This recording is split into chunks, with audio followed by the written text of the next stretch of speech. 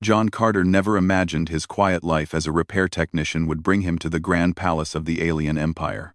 He had come from a small town on Earth, and most of his days were spent fixing radios, cleaning old wires, or repairing small ship engines for travelers.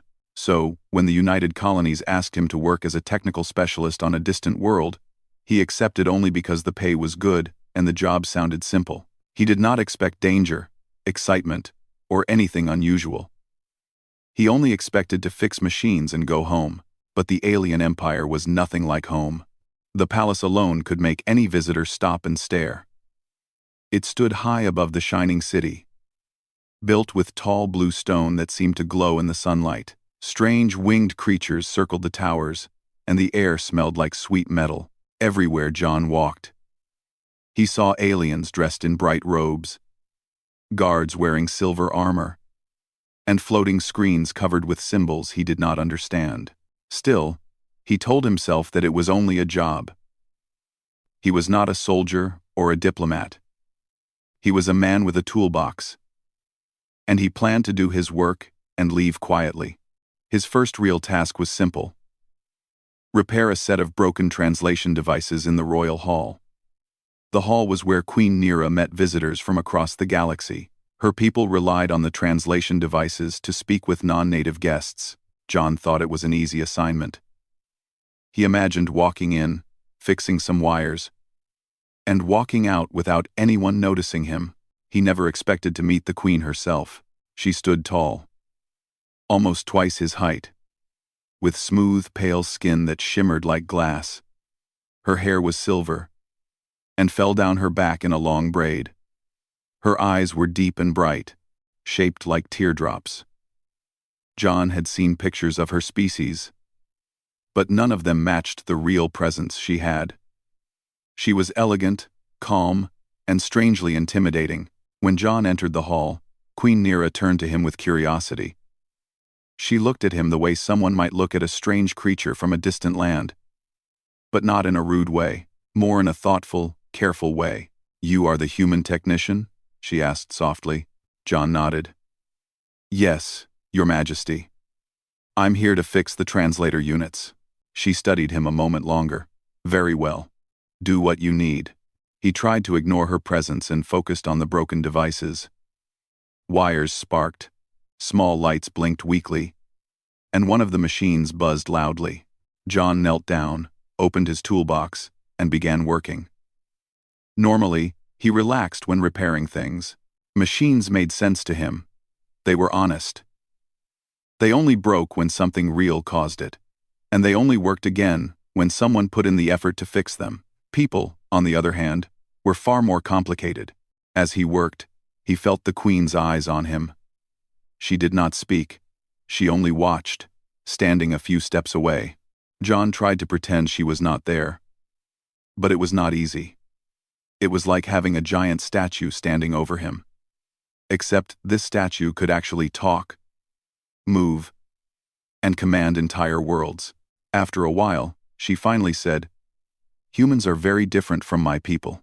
John tightened a wire and replied, "I guess everyone seems strange when you meet them for the first time." She thought about his words for a moment. Perhaps. For a few minutes, the hall was quiet again. John finished repairing the first unit and moved on to the next. He checked the battery cores, replaced a damaged chip, and tested the sound output.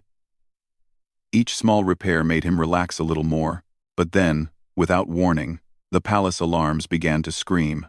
Flashing red lights lit up the walls. A loud voice echoed through the hall, in a language John could not understand. But he did not need a translator to know something was wrong. Queen Nera's expression changed instantly. Her calm face tightened as she looked toward the tall doors of the hall. Guards who had been standing outside rushed into the room, their armor rattling with each step.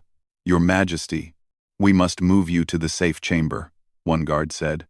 "An enemy force has breached the outer gate," another added. John felt his stomach twist. He did not know much about alien politics, but he knew one thing. If enemies were breaking into the palace, he did not want to be anywhere near them. The guards formed a protective circle around the Queen. They spoke quickly. giving instructions to one another, and prepared to escort her. John slowly stepped back, hoping no one expected him to do anything. He was just a technician, after all. But before the guards could move, the entire palace shook. The floor trembled like something heavy had crashed into the structure. Dust fell from the high ceiling. One of the giant doors bent inward, as if something powerful had smashed against it. The guards froze for a heartbeat. Then another loud impact hit the same door. And this time, the metal bent even more. A crack formed down the center. John's breathing grew shallow. He had no idea what was trying to break in. But it was strong. Too strong. "We must go now," a guard shouted. But panic had already taken control. The same guard who shouted suddenly sprinted away, leaving his post. Another followed him. 2 more guards backed away from the queen, their helmets shaking. They looked at the door, then at each other, and then they ran too. The queen stared in disbelief. John stared too. The elite soldiers sworn to protect their ruler were fleeing. The queen stepped forward with confusion and anger in her voice. "Where are you going?" "Return to your duty." But no one listened. Their fear pushed them out of the hall, down the long corridors, and out of sight. John had seen fear before, but never like this. These were trained warriors, yet they ran as if death itself was at their heels. Queen Nera stood alone in the center of the hall. She was powerful, respected, and feared by many. But at that moment, she looked small and unprotected. John felt something strange inside his chest. Something warm and firm. He was not a soldier. He had no weapon. He had no armor. He barely understood why the palace was under attack, but he knew one thing clearly: she was alone, and she should not be. The giant door shuddered again. Metal screeched. The crack widened. Bright sparks flew. As something cut through the metal, Queen Nera turned toward John. "You must run. You cannot fight what is coming." He felt his legs want to move, want to run like the guards did. Every instinct in him screamed to leave the hall, find a corner to hide in, and stay as far from danger as possible. But his feet did not move. He looked at the queen, saw the fear in her normally calm eyes, and something inside him refused to abandon her. She was not human. She was not someone he knew. She was not even someone he fully understood, but she was a person standing alone in danger, and he could not walk away from that. John stepped forward instead of backward. "I'm not leaving you," he said quietly. The queen blinked, shocked. Why would a human stay? John did not know how to explain it. He just shook his head. "Because you shouldn't have to face this alone." The metal door finally gave way with a thunderous roar. It split open, throwing pieces across the hall. Smoke filled the air. Glowing red shapes moved in the fog, stepping into the hall with heavy mechanical footsteps. Enemy drones. Large, sharp, deadly. They scanned the room, their red eyes locking onto the queen. John grabbed the only thing he could reach, a fallen guard's energy shield. He had never used one before. He did not even know how it worked, but he lifted it anyway, planting himself between the queen and the drones. Queen Nera stared at him as if she could not understand what she was seeing. Humans were small compared to her species. They were fragile, quick to frighten, and not known for standing alone against armies. Yet this human stayed. John felt his heart hammering. Sweat ran down his neck. His hands shook around the shield handle, but he tightened his grip and took another step forward. The drones charged. John raised the shield. The first impact hit like a truck. Sparks flew. The force pushed him back a few steps, but he held his ground. His arms screamed with pain, but he refused to drop the shield. Behind him, Queen Nera watched with wide eyes. John somehow stayed standing. The drones struck again. And again, each blow sending a new shock through his body. He gritted his teeth, breathing hard. But he did not fall. He pushed back, swinging the shield to knock one drone aside, surprising even himself. He thought he would die in the next second, but he still did not run. And behind him, for the first time since the attack began, the Queen did not feel alone. The hall shook with battle, drones circling John as he desperately held them off. The Queen watched, unable to fully understand the human who risked everything for her. Each time John blocked a strike, she felt something unfamiliar growing inside her. A sense of trust, and something close to hope. John was tired. His arms were weak. The shield sparked and cracked.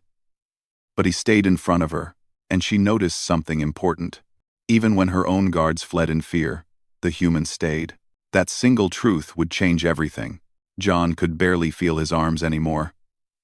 Every hit from the enemy drones made his muscles shake and burn. He had never been in a real fight before. He had never trained for battle, never learned any special moves, and never touched a weapon stronger than a wrench. Yet here he was, holding an energy shield and trying to protect the alien queen from machines built for war. The shield flickered each time the drones struck it. The glowing blue light that formed the protective barrier grew weaker. John felt each impact through the handle, as if the machines were punching straight into his bones. Queen Nira stood behind him, her breath uneven. She was powerful, respected, and a ruler of millions. But at that moment, she felt helpless. She had no time to pull out her own powers or call for help. The attack came too fast.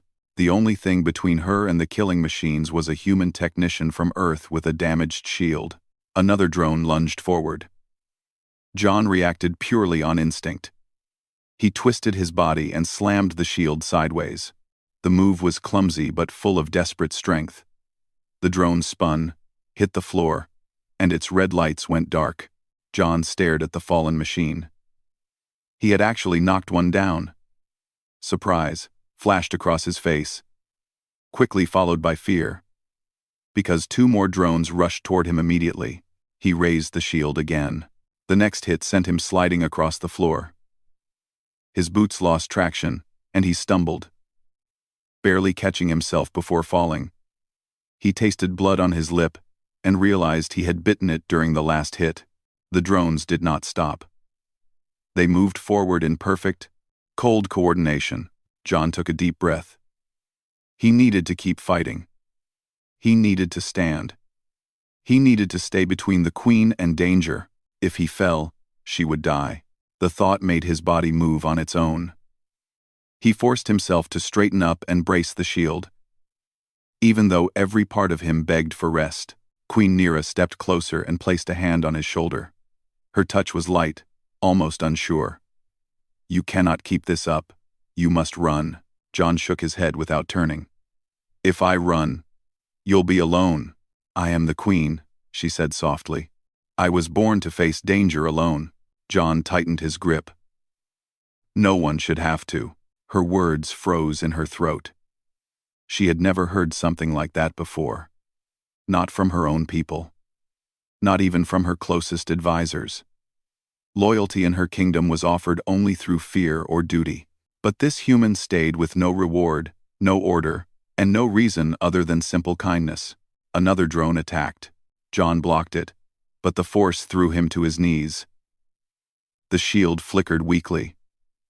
One more hit, and it would break. He felt his heartbeat in his ears. His breathing was heavy and rough. He tasted dust in the air.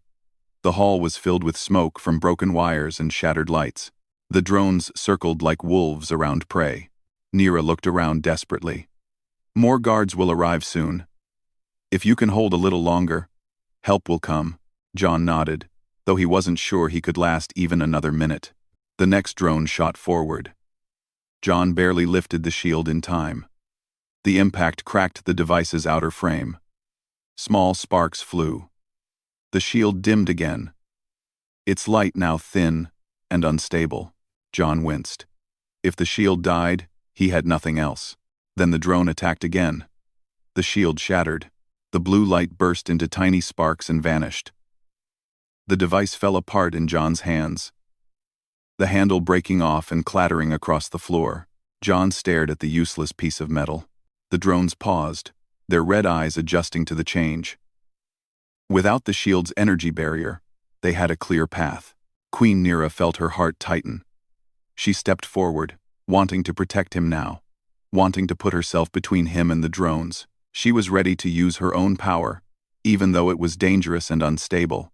She could not let the human die for her. But before she could react, John grabbed a broken metal pole from the ground. It was heavy, bent, and not made to fight with, but he held it like a staff, placing himself once again between the queen and danger. The drones rushed. John swung the pole with all his strength. The sound rang through the hall as metal hit metal. Sparks danced. The pole bent even more under the pressure. But the strike knocked the drone sideways. Another drone attacked from the left. John turned too slowly, and it grazed his shoulder, sending sharp pain through him. He stumbled, but stayed upright. Nira cried out, "You cannot win against them." John coughed, breathing heavily. "Maybe not. But I can slow them down." The drones attacked again. John blocked with the pole, dropped it, kicked, grabbed the pole again, and used every scrap of strength left in him. He fought with fear in his chest but determination in his eyes. The minutes felt endless. At one point, a drone pinned him to a wall. John grabbed a loose cable from the broken translator device and jammed it into the drone's exposed circuit. Sparks exploded. The drone shut down and collapsed. John sagged, barely standing. Queen Nira felt something warm and painful spread in her chest. She had never seen a human fight so hard. She had seen alien soldiers trained since childhood run in fear. But John, a simple technician, refused to move away. Even when he had nothing left, even when every breath hurt, even when the machines were stronger, faster, and built for killing, he stayed. She did not understand him. She only knew he was different. Another drone approached, its red eyes glowing brighter. John lifted his pole again, but his arms shook too much to hold it steady. The drone prepared to strike the final blow. Nira stepped forward, her hand raised. The air around her shimmered with faint white energy.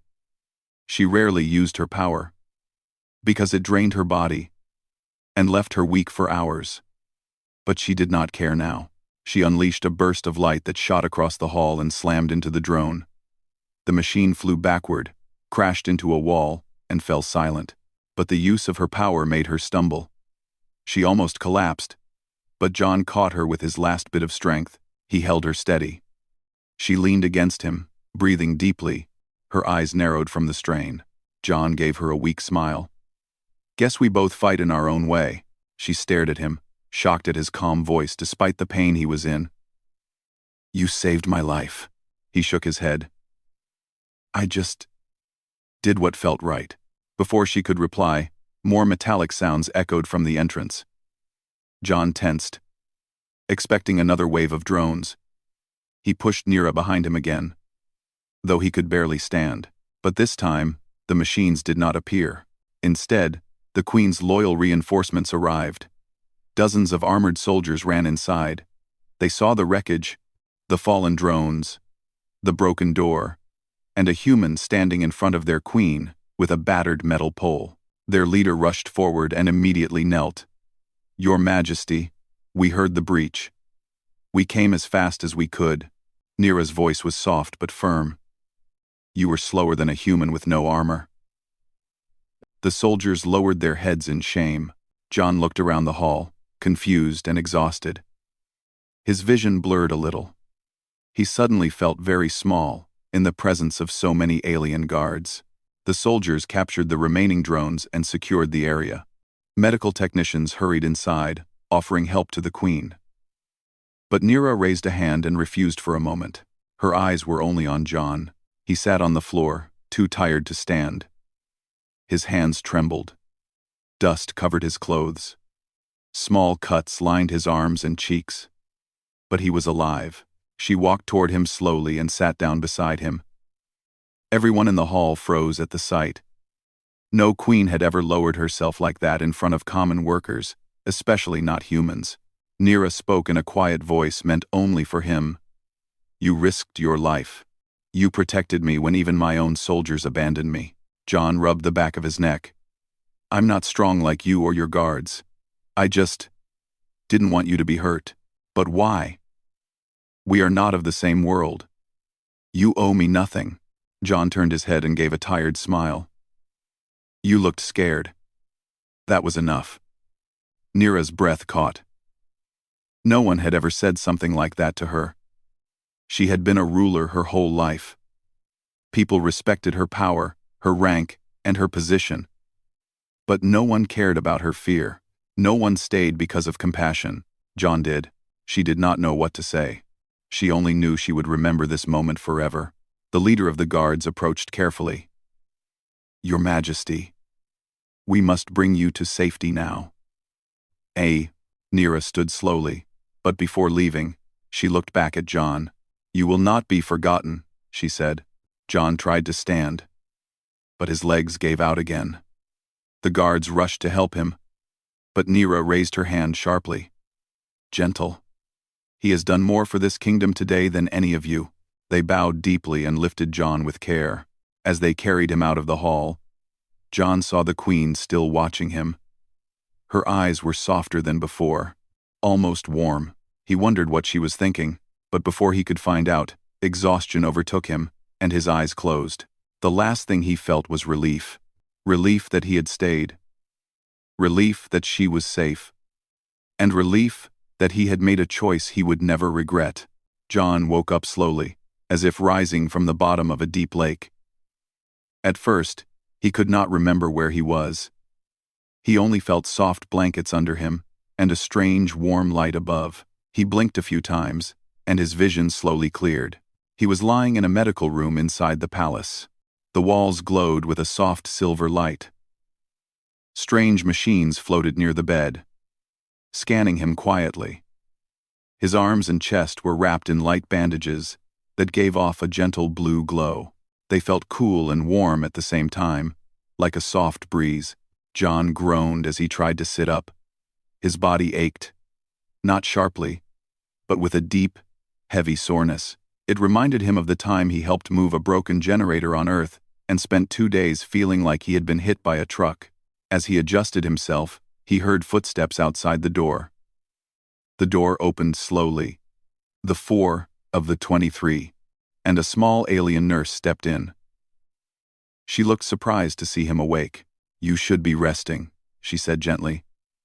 You pushed your body far past its limit. John nodded. I think I remember that. He remembered the drones. He remembered fighting. He remembered the queen standing behind him. He remembered fear, pain, and determination. All at once, the nurse checked the machines around him. Your injuries are healing well.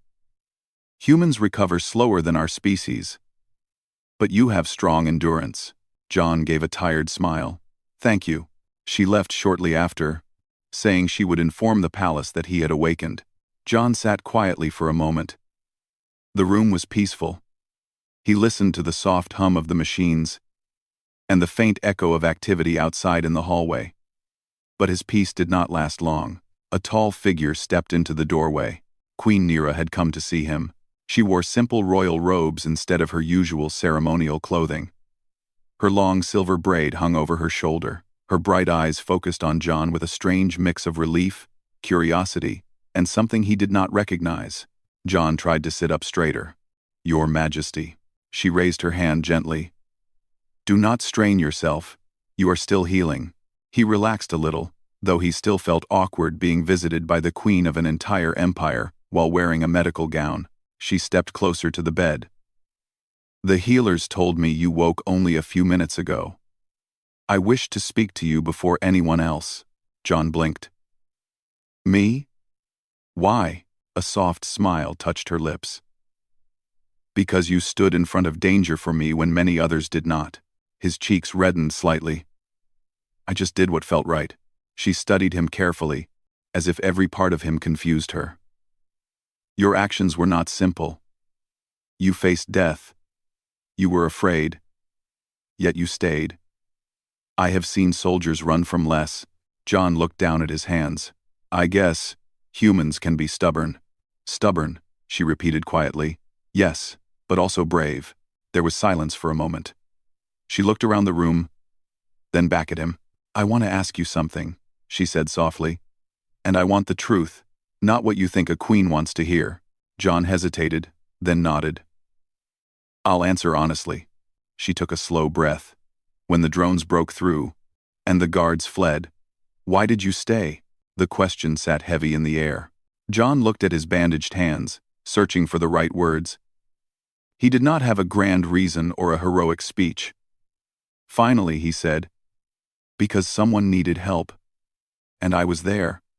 I couldn't leave, even though you could have died? Yes. She leaned slightly closer. Do all humans think this way? He laughed softly, though it hurt his ribs. No, not all. Some would have run, but some would stay. She nodded slowly, as if storing his words deep in her mind. You changed something in me that day, she said quietly. I am queen of this empire. I was raised to believe that power and fear keep people loyal. But you showed me loyalty born from kindness, not fear. John wasn't sure what to say. He never thought his simple choice would affect a queen, she sighed softly. When the guards returned, many of them expected punishment. All feared what I would say. But I did not punish them. Instead, I told them the truth, that a human with no armor, no training, and no reason to help did more than they did. I told them your courage was something our empire must learn from. John's eyes widened. You said that? To everyone? Yes. And word spread across the city before the sun rose. John leaned back against the pillows, stunned. I'm just John. I fix machines. I'm not special. Nira stepped closer, her expression gentle. To my people, you are. Before he could respond, the door opened again. A group of palace officials bowed deeply to the queen. Their faces were serious, respectful, and a little nervous. Your Majesty, one said, the council is waiting for your presence. There is much to discuss about the enemy attack and the change in our defense plans. Nira nodded slowly without taking her eyes off John. I will come shortly. When the officials left, she turned back to him. Rest for now. When you are strong enough, there is something important I want you to see. John frowned with curiosity. What is it?